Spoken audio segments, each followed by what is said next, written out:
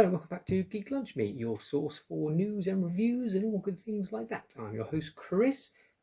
After last week's Star Wars special for May the 4th, which you can still see, today's is sort of getting back to just sort of whatever random stuff has taken my fancy in the last week.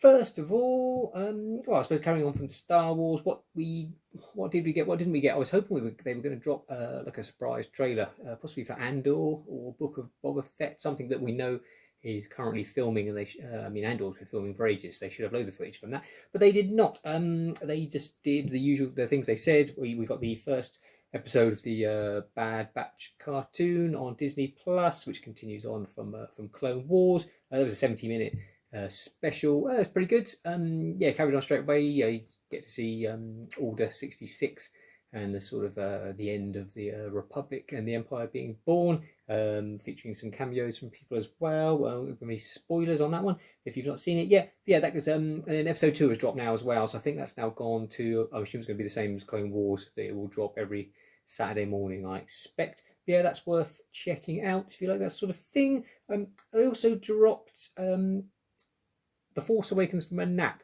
which is a short Simpsons Star Wars crossover about Maggie going to daycare, and it's all Star Wars themed. It's quite funny. It's only a couple of minutes long. The funniest bit is Maggie's nemesis, the baby with the monobrow, as Darth Maul coming after her, which was quite good. They also released 2 things on Disney Plus, one called Biomes and Ship Fly-Throughs. Biomes is basically like a computer-generated fly-through of some environments, various different Star Wars environments. Hoth was there, Tatooine, and each one only lasts a couple of minutes. It's the sort of thing. It's nicely done. You'll watch it once and probably not go back to it. Ship fly-throughs was, as it says, I think it was the Falcon and the Star Destroyer. Again, nicely detailed computer-generated models of the ships, which then the camera sort of goes into and sort of looks around. Again, it's quite nice. That seemed to indicate they might be adding to those later on and doing different ones. It's easy for them, I suppose. They've got the digital assets. But they're quite nice. Again, it's sort of throwaway stuff. It's a shame they didn't give us, say, a trailer of anything meaty. But obviously the movies are not coming out for years yet, so there's nothing really there. But say Andor, I would have thought they could possibly have given us something of, but no. But fair enough. Marvel did drop a trailer with a sort of look back, a sort of celebration of all the MCU, narrated by Stan Lee. I think it was some words he recorded a few years back. It's excellently done. Marvel always put together a good trailer, showing you everything, showing you some crowd reaction from the end of Endgame in the cinema, obviously where from the ending where the Avengers assemble scene and Cap picking up Mjolnir, obviously the crowd going wild, which was great. Now, what it did do at the end, it gave us the names of the next Black Panther movie is going to be called Wakanda Forever, which obviously isn't going to feature Black Panther himself, obviously unfortunately due to the tragic death of Chadwick Boseman. Wakanda Forever seems to indicate it's going to explore more of the actual whole sort of country. Probably Shuri, however you pronounce it, and the rest of them. And then also revealed that then Captain Marvel 2 is going to be called The Marvels. So probably going to pick up with, obviously you've got Monica Rambeau from WandaVision, now with her powers, presumably, and probably Ms. Marvel from the up-and-coming TV show. I know in the comics they sort of all sort of form a team at one point, so that looks like that will probably be going that way. What it did basically tell us about, it then gave us sort of dates of everything that's coming up. Still, we're in May already. There will be 4 Marvel films before we reach the end of this year, and then another 4 next year. So obviously the pandemic sort of shunted them all back. They're all stacking up, so they'll be coming out thick and fast for the next couple of years, which is great news if you're a fan of the MCU, which I am. We also got a new trailer for Loki. I'll put that in the description below. I'll put the description for the sort of the whole sort of Marvel look back one as well. New Loki trailer, and they've announced that instead of dropping everything on Fridays like they normally do, this was going to drop on Friday, June the 11th. It's now coming on Wednesday, June the 9th. so that's good. It's come forward 2 days. They're going to be, yeah, it makes sense not to just put everything on a Friday. So yeah, Loki's going to be coming to us on Wednesday, starting June the 9th. And it does it really good. It looks very different. It looks much more like WandaVision than it does to Captain America and Winter Soldier as it is now. There was a teaser as well for Stranger Things 4. Only a short teaser, didn't really show anything. It just was footage of 11 back in the sort of the laboratory where she originated from. So yeah, didn't give a date, obviously, which is a shame. But I mean, they're still filming it. They only managed to film a very small part of it before the pandemic hit, and there was an interview with the kid that plays Dustin a while back. He was just going back into the studio to start filming some more parts of his. So I don't know. I can't see. It would be nice to think we may get it for Halloween this year, but I can't see it. I suspect that's going to be early next year. But yeah, I'll put a link to that teaser trailer as well, even though there's not much in it. But it's only short, worth a watch. Some strange news off the Meg 2, the film, the Meg, the giant shark movie with Jason Statham, which wasn't great. I read the first book.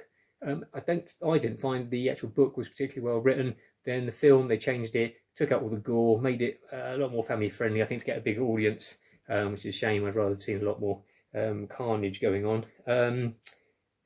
Yeah, the Meg 2, they've said is now filming. I think because the first one did make, compared to its budget, about 120 million budget or something, and it made about almost about 500 million worldwide. So it did make a profit, and they're apparently ramping up for the second one, which is strangely going to be directed apparently by Ben Wheatley, the English director who did Sightseers, Freefall, Kill List, High Rise, all great films. I really like his stuff. Obviously, Sightseers, very dark comedy.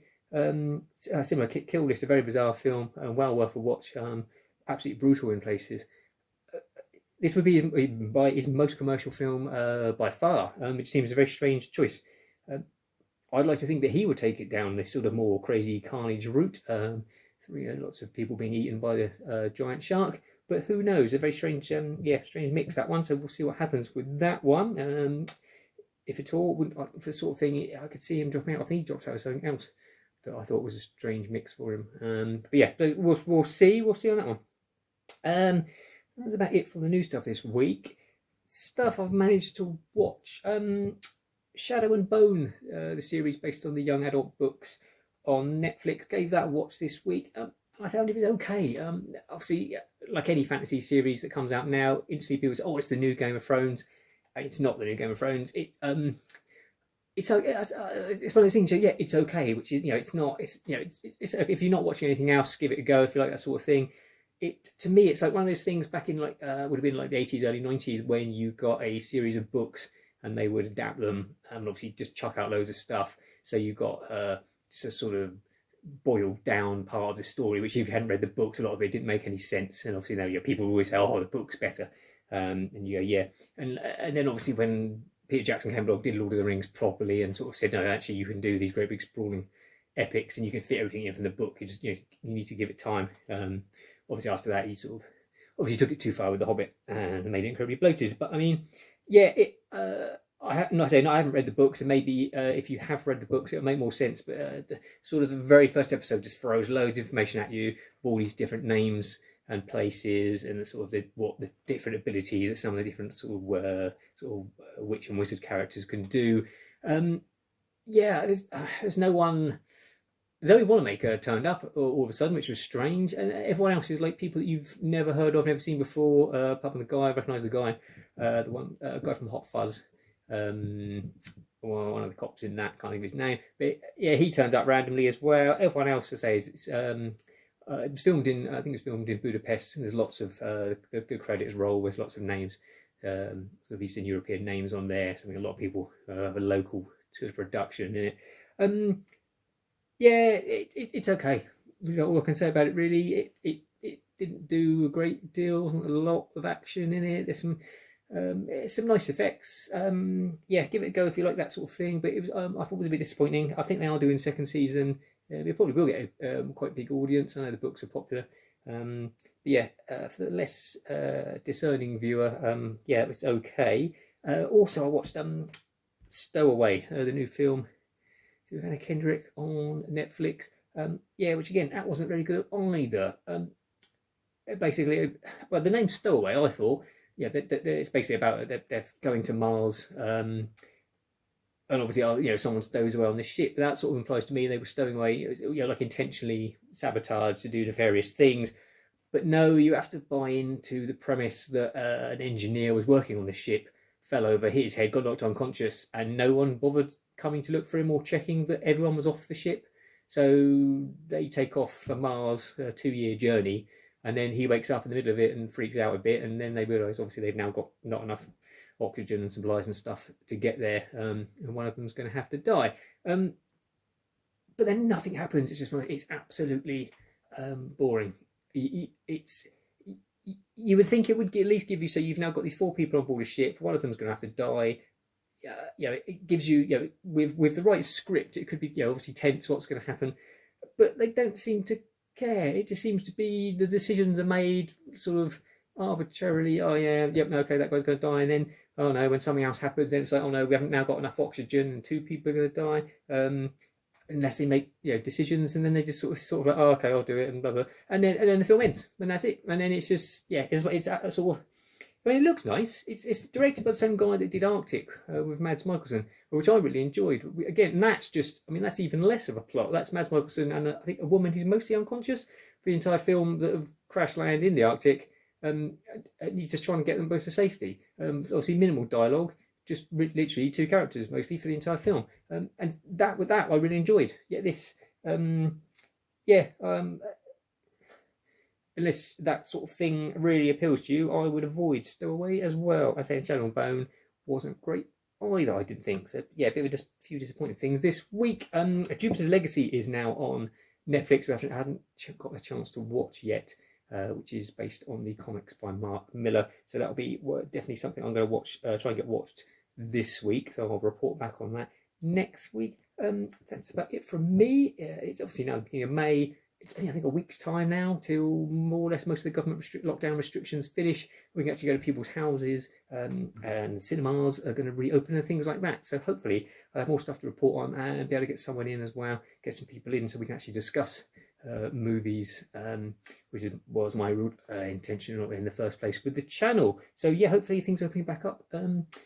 So that'd be good. So yeah, until then, thanks for watching. Like and subscribe if you could. It really helps out the channel. So until next week, take care and eat, gig, and be merry.